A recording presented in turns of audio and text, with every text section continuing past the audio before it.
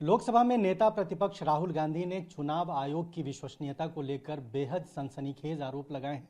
हमारे साथ बीजेपी के वरिष्ठ नेता नकवी साहब हैं। सर, वो कह रहे हैं कि बहुत ऑर्गेनाइज्ड लूट महाराष्ट्र के विधानसभा चुनाव में हुआ और पूरा सिस्टम था वो बीजेपी के साथ काम कर रहा देखो, जब तक जो है वो राहुल गांधी जी सामंती सुरूर और जो एक तरह से गुरूर है उससे बाहर नहीं निकलेंगे, तब तक वो इसी तरह की बकवास बहादुरी करते रहेंगे। आज की उनकी दिक्कत क्या है कि बकवास बहादुरी के बंकर में के बंधक बन गए हैं वो।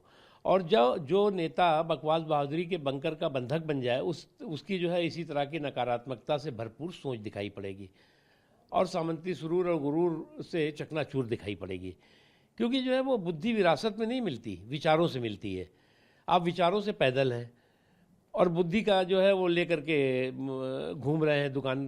कभी कहेंगे कि हम मोहब्बत की दुकान चलाएंगे, कभी कहेंगे हम आरक्षण की दुकान चलाएंगे।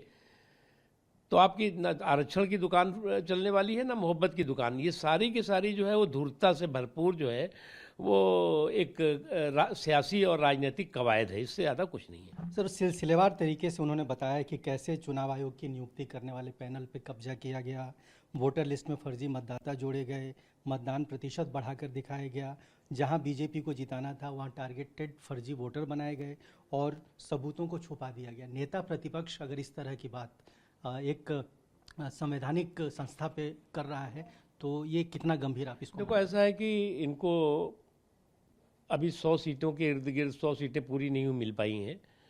अगर इसी तरह की ये बकवास बहादुरी और बेवकूफ़ी करते रहेंगे तो ये जो है वो 10 के भी महंगे हो जाएंगे।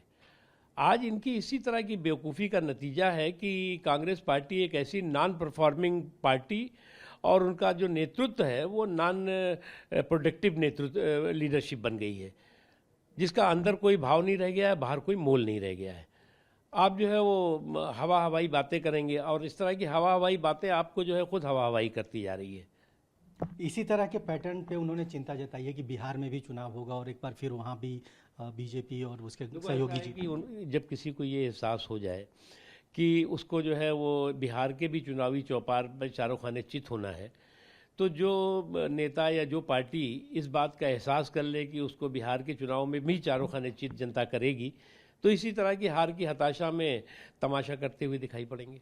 एक अलग सवाल है सर, महाराष्ट्र में एक बड़ा राजनीतिक डेवलपमेंट हो रहा है, होने की संभावना है जब दोनों ठाकरे भाई जो हैं उद्धव ठाकरे और राज ठाकरे वो साथ मिल सकते हैं। दोनों की पुरानी तस्वीरें आज सामना में छपी है और ये अंदाज़ा लगाया जा रहा है कि बीजेपी के मुकाबले अब राज ठाकरे उद्धव ठाकरे के साथ नजर। देखिए, राजनीतिक पार्टियों में समय समय पर इस तरह के घटनाक्रम होते रहते हैं और महाराष्ट्र में क्या हो रहा है, क्या होगा, लेट्स वेट एंड वॉच।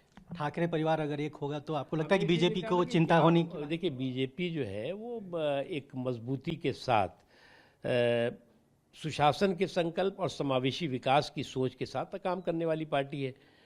इसलिए दूसरी पार्टियों में क्या डेवलपमेंट हो रहा है उसके आधार पर बीजेपी अपना आकलन नहीं करती। बहुत शुक्रिया। कैमरामैन अशोक चौहान के साथ रजनीश रंजन, TV9 भारतवर्ष, दिल्ली।